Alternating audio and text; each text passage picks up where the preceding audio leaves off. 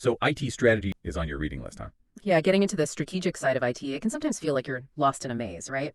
But don't worry, we're here to help you dig out those core elements of, what actually makes for a successful IT strategy. But, and this is key, we really want to tie it all back to how it helps you reach your real-world business goals. Exactly. And what I find really interesting about this document is its practical approach. It gets rid of all the technical jargon and gives you this framework for, really making technology work with your business objectives. Yeah. And that's how you deliver real value. It's funny, the document actually calls out what it calls today's best practices when it talks about aligning IT investments with business goals. Makes you wonder how often companies just miss the mark on that. Oh, absolutely. It's a pain point I see all the time. So many organizations, they get stuck in this reactive cycle. They're just putting out fires instead of taking a step back and making sure IT is actually supporting their business objectives. That's really what this document is trying to fix. It's a guide to shift from being reactive to proactive with IT management. Okay, so let's dive into this whole proactive approach. The document really emphasizes mindset and execution as being these core drivers of IT value. What does that actually look like in the real world? It's about going beyond just, keeping the lights on. A proactive IT mindset, it means you really get the business, its goals, what it's struggling with, the opportunities, and then you use your technology investments to support all of that. But, and this is important, just having the right mindset isn't enough. That's where execution comes in. You need the processes, the right people, the right structure to actually make that vision a reality. Right, you need to walk the walk, not just talk the talk. Exactly. One thing I noticed is this document really hammers home the importance of aligning IT investments with business strategy. And I mean, that seems pretty obvious when you say it like that, but I imagine that's where a lot of companies get tripped up. You're absolutely right. And that's where that visual they have on page 7, an IT strategy drives the IT investments choices, becomes so helpful. It gives you a practical way to achieve that alignment. Did you notice how it breaks down the IP strategy process into these distinct phases, and each one links directly to specific business goals? Yeah, and they emphasize the idea of clusters of tech-enabled business capability. I have to admit, that phrase kind of threw me for a loop at first. I know it sounds way more complicated than it needs to, but basically it just means that different technologies and systems often have to work together to support a specific business function. Instead of looking at each IT system in isolation, you group them based on what they help the business do. This helps you see how everything is connected, how IT impacts those business outcomes. So it's about seeing the bigger picture, how technology all fits together for a bigger impact. Exactly. Now, the document also talks about the portfolio of IT systems and services. And honestly, that sounds a little overwhelming at first glance. Don't worry, it's simpler than it sounds. Think of it like a detailed inventory of every single IT system and service your organization relies on. But it's not just about knowing what you have, it's about understanding how it's used. They talk about defining the domain and usage of each system, like where and how it's actually used within the organization. That's how you find redundancies, make the most of your current IT investments, and make smarter decisions about future ones. Okay, so far so good. We've got our IT strategy aligned with our business goals. We've got a handle on our systems with this portfolio. What's next? The document brings up IT capabilities. What does that even mean? Is that just a fancy way of saying what our tech team can do? It's a little broader than that. It's not just about skills. IT capabilities. It means all the resources you need, the people, the processes, the tech itself, and even the knowledge to deliver and manage your IT systems the right way. Think of it like the engine that makes your IT operations run. Got it. So it's the whole ecosystem that supports technology within an organization. Now, the document mentions sourcing too, and I'm curious how that ties into those IT capabilities. What are we sourcing here? This is where things get really strategic. So once you know what IT capabilities you need to achieve those business goals, you've got to figure out the best way to get them right. Do you develop them in-house? Partner with someone? Maybe a little bit of both. It's about finding the most efficient and effective way to build or acquire the right IT muscle. One thing I really appreciate about this document is it's not afraid to get into the nitty-gritty. It actually lays out like a step-by-step framework to develop and actually implement your IT strategy, which, let's be honest, can feel like a pretty daunting task when you're staring it down. Totally. And it doesn't feel like some pie-in-the-sky framework either. It feels like it's grounded in real-world experience. Like they've actually seen the challenges that companies face when they're trying to make IT work for them. Exactly. And remember that diagram we were talking about earlier? The one that shows how IT strategy drives those investment decisions? Well, that's not just there to look pretty. It really reflects how this document wants you to approach this whole thing in phases. Each phase tackles a specific set of questions and challenges, which I think is smart. Okay, I'm all about breaking things down into manageable chunks. Yeah. So let's talk about these phases. What are they and why is each one so important? So it all starts with what they call project initiation. That happens in week 1. And honestly, don't let the name scare you off. It sounds really formal, but it's really about laying the groundwork. It's tempting to just jump right in, but trust me, doing this foundational work up front, totally crucial. It makes sure everyone's on the same page and that you have realistic expectations.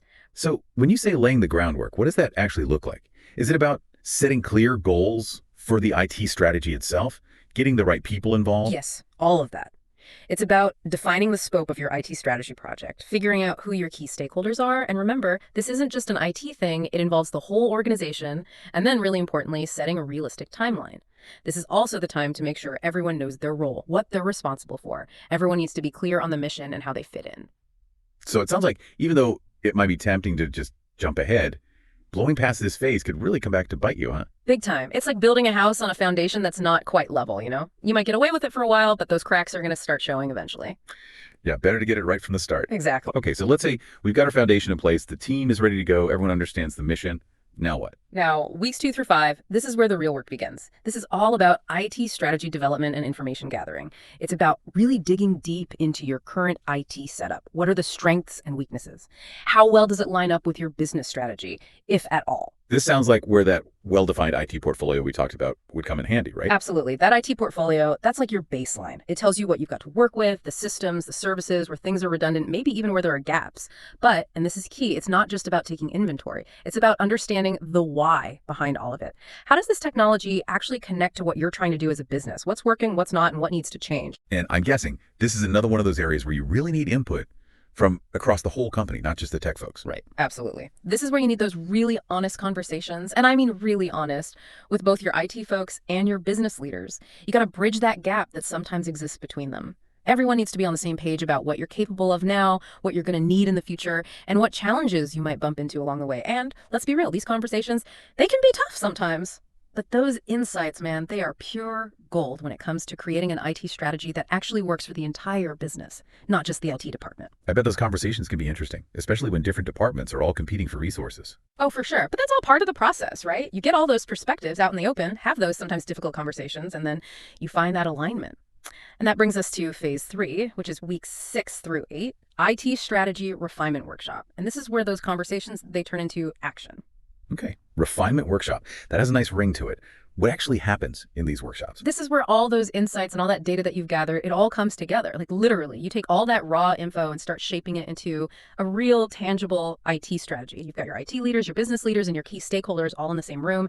And you're looking at the data, you're poking holes in assumptions, and you're working together to come up with a shared vision for what IT should look like in the future. It's a very hands-on, iterative kind of thing. So we've had all these conversations, gathered all these insights, and now we've got like a refined IT strategy, at least, on paper. What's next? How do we actually make this happen? How do we turn a plan into like real change in the organization? That's where phase 3 comes in. It's weeks 6 through 8, and they call it the IT Strategy Refinement Workshop. Where the rubber meets the road, where you take those ideas and turn them into a real plan of attack. Okay, refinement workshop. I like it. What actually goes on in one of these things? So picture this. We've got your IT people, your business leaders, key people from all over the organization. They're all in a room together. Whiteboards are covered in sticky notes, The energy's high. You take all those insights you got from the earlier phases, and this is where you really hammer out the details of your strategy. Sounds kind of intense, but in a good way. Totally. People are debating different ideas, challenging each other's assumptions, and ultimately you're trying to find that sweet spot where, your business goals and what's possible with technology, they actually line up. You need that group energy, that back and forth to build a vision everyone believes in. Yeah, that makes sense. It's like you need everyone pulling in the same direction, especially when things get complicated. Right. And this is where something this document talks about really comes into play. It's not enough to just have a plan. You also need the right people and the right structure to actually put that plan into action. Yeah, that's huge. You could have the most brilliant IT strategy in the world, but if nobody's on board with it, it's going nowhere. Exactly. That's why this document stresses how important it is to set up clear governance, Who's responsible for what? Who makes the decisions? And you have to make sure everyone understands their role in making this strategy a reality. So we have to move past IT just being a technical thing, right? It's strategic. It affects the whole organization. Exactly. And that's where the IT operating model we talked about earlier comes in. It's like the blueprint for how IT actually functions within the company, how decisions get made, how you allocate resources, how all the different departments work together to, make the IT strategy happen. Right. So that the left hand knows what the right hand is doing, especially when things get really complicated. Exactly. And this document, it doesn't just tell you to go create an operating model. Yeah. It actually gives you examples like different governance structures you can use, different models, and it emphasizes that you need to find what works best for your specific organization. There's no one size fits all, Oh, totally. It's so easy to get caught up in thinking there's only one right way to do things. Absolutely. And, speaking of making things work for your organization, another thing that's super important for actually implementing a successful IT strategy is communication. And I mean, clear, consistent communication. Every step of the way. Communication, so important, especially these days where, let's face it, technology touches everything. It's not just an IT thing anymore. 100%. This document really hits home that you've got to keep everyone informed and involved throughout this whole process, from the very beginning, the planning, all the way through to putting it in place. And even after that, you have to explain what's happening, why you're doing it, and how it affects each team and even individual people. You have to connect those dots, right? Right. Show people the value. It can't just be about the technology itself. Absolutely. When people understand the why, they're way more likely to be on board and see how it matters to them. This has been so helpful. This document is packed with good stuff. For anyone trying to, level up their IT strategy game, this is it. As we wrap up here, any final thoughts for our listeners? I think the most important thing to remember is that a good IT strategy, it's not a set it and forget it kind of thing. It's not a document that just sits on a shelf. It has to be an ongoing process, You assess where you're at, you adapt, you refine, and you keep doing that. Because technology is always changing, and your business needs are changing right along with it, so you have to stay flexible. You got it. This document gives you a great starting point. It helps you get those conversations going in your organization and keep them going in a way that's actually productive. Awesome. So to everyone out there wrestling with IT strategy, remember, keep it aligned with your business goals, make it a team effort, set up clear guidelines and communication, and don't be afraid to, adjust as you go. You've got this.